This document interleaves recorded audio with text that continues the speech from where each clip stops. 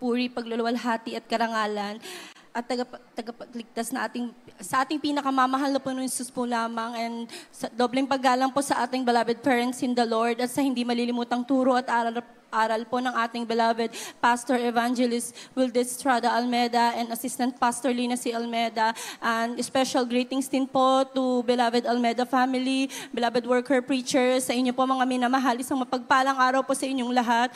Nagpapasalamat po ako sa mahal na Panginoon Jesus sa pagkakataong ito po na mapapurihan, napasalamatan ko po siya. Nakakilala po kami sa gawain ng ating pinakamamahal na Panginoon Jesus. Aking beloved mother po ay namumuhay na walang kabanalan. Aking beloved father naman po ay puno ng bisyo. Andyan po na nung nakakilala po kami sa mahal na Panginoon Jesus, binago po ang kanilang buhay. Amen, hallelujah.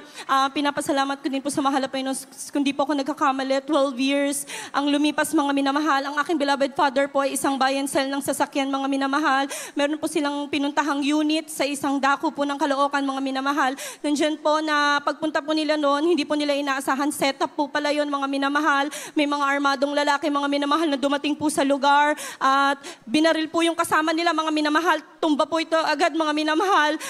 Nung tinutok na po, mga minamahal, sa aking beloved tito na nandiyan po, mga minamahal, hindi po pumutok yung baril na yan, mga minamahal. Nung tinutok naman po sa aking beloved father, mga minamahal, sa ulo, tinutok po sa ulo niya, pati sa dibdib po niya, hindi po pumutok yan, mga minamahal. Isang katunayan na walang armas na makakapanakit sa anak ng mahal na Panginoon Jesus. Way back 2019, mga minamahal, nang ako po ikasal, pinayaan po ako ng mahal na Panginoon ng isang beloved husband na makakasama ko po sa paglilingkod. Siyempre po, bilang mag-asawa, naghahangad po kami magkaroon ng anak, mga minamahal, pero lumipas po yung mga buwan. Andyan po, mga minamahal, na bigo po kami, lagi pong negative, mga minamahal. Nandyan po na napagkasunduan po namin magpatingin sa doktor, mga minamahal. Napag-alaman ko po na yung fertility level ko po bilang para mabuntis, mga minamahal, ay mababa po. Alam niyo po, mga minamahal, humina po yung pananampalataya ko. Sumunod po ako sa payo ng doktor, uminom po ako ng pills, mga minamahal, na makakatulong sa akin. Nandiyan po, mga minamahal, na buntis po ako. Maselan pong pagbubuntis, mga minamahal, pero kada po may duduguin ako, mga minamahal, tumatakbo po ako sa ospital, mga minamahal. Nandiyan po na hindi po pala yan ang kalooban ng ating pinakamamahal na Panginoon Jesus. 3 months, mga minamahal. Nakunan po ako, mga minamahal. Nandiyan po na pinakita po sa akin na mahal na Panginoon Jesus. Pag nagtiwala po ko sa tao, maaring mabigo po ako, mga minamahal. Andyan po na nag-usap po kami na aking beloved husband. Sabi ko, sinubukan na nating magtiwala sa tao. Alam mo, subukan naman nating ibigay yung 100% faith natin sa ating pinakamamahal na Panginoon Jesus. Nag-ayuno po kaming mag-asawa, mga minamahal. Nandyan po na hindi po ako binigo na mahal ng Panginoon without taking any pills, mga minamahal. Nandyan po nabuntis po ako, mga minamahal. Sinubok pong muli ng mahal na Panginoon ng pananampalataya ko, mga minamahal. While during my pregnancy, mga minamahal, nandyan pa rin po yung binudugo po ako, mga minamahal. Pero sabi ko sa beloved husband ko, hindi po ako magtitake ng kahit anong gamot, kahit anong pampakapit. Inaalay ko sa mahal na Panginoon Jesus, mamatay, mabuhay ang batang ito. Ibinibigay ko sa mahal na Panginoon Jesus. Alam niyo po, mga minamahal, without taking any medicines, mga minamahal, naging maganda po yung pagbubuntis ko. Ika-siyam na buwan, mga minamahal, pumutok po yung panubigan ko na doon po nalaman na nadumi na po pala si baby. COVID time po yun, mga minamahal. Nung sinugod po kami sa ospital, wala pong gustong tumanggap sa amin since wala pa po kaming swab test, mga minamahal. Isang ospital lang po yung tatanggap sa akin, pero puro COVID patients, mga minamahal. Sabi ko po, makita ko sa unat dalangin na mahal na pastor, mahal na Panginoon na ang bahala sa amin. Pumasok po ako sa ospital, mga minamahal, napapalibutan po ko ng mga COVID patients. Inoperahan po ako, mga minamahal, sa table kung saan inooperahan ng mga COVID patients, mga minamahal. Pero sa kahabagan na mahal na Panginoon Jesus, lumabas po ako ng ospital, negative po ako sa COVID na yan, mga minamahal. Maging yung beloved baby ko po, mga minamahal, sabi po ng doktor, since nakakain na po siya ng dumi,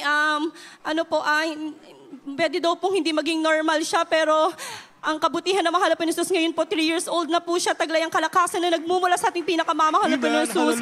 Pinapasalamat ko sa mahal na Panginoon Jesus. Sinasabi ng doktor na ang pagbubuntis, mahirapan daw po ako magbuntis, pero pinagkalooban pa po niya muli ako ng second baby, mga minamahal. Recently lang po, mga minamahal, last week ng January, nagkaroon po ng sakit ang aking beloved panganay, mga minamahal. Nandiyan po na nagkaroon po siya ng lagnat. yung lagnat po niya, at saka yung paghinga po niya, mga minamahal, hinahabol na po niya. As in, parang kinakapos na po siya ng hinga-hinga.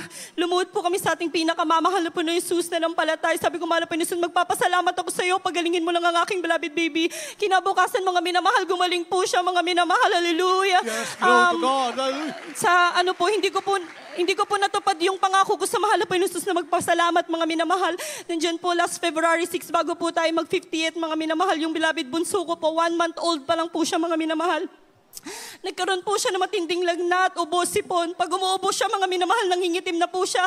Andyan po na Thursday po, nag-seizure po siya, naninigas po siya, lumaki po yung mga mata niya, mga minamahal, pero hindi po siya umiiyak, naninigas siya. Sabi ko, mga Panginoon, nagpuri kami, mga minamahal, alam niyo po, nandyan po, pinagkaloob po ng mahal na Panginoon ang kagalingan sa kanya, hallelujah. Sabi ko po, dadalo po kami ng 58, gusto ko po magaling yung baby ko. Friday po noon, lumuwas na po kami papuntang Luneta, nandyan po na may karamdaman pa po yung baby ko. Pero sabi ko, mahal na Panginoon, magpa-practice ako, bahala ka na sa anak ko. Alam niyo po, mga minamahal, dumating po yung 58. Andyan po, taglay po ng baby ko yung kalakasan. Hallelujah. 1 month old lang siya, mga minamahal. Imagine ninyo po yung 1 month old baby na nahihirapang umubo. Ang sabi po sa akin ng mga kaibigan ko, daling ko sa ospital, pero tiniwala ko po sa ating pinakamamahal na Panginoon ang kagalingan na yan. Nagpapasalamat po ako sa mahal na Panginoon sa lahat ng mga pagpapala, pinansyal, material, lalo tigit sa spiritual na pagpapala. Amen. Hallelujah.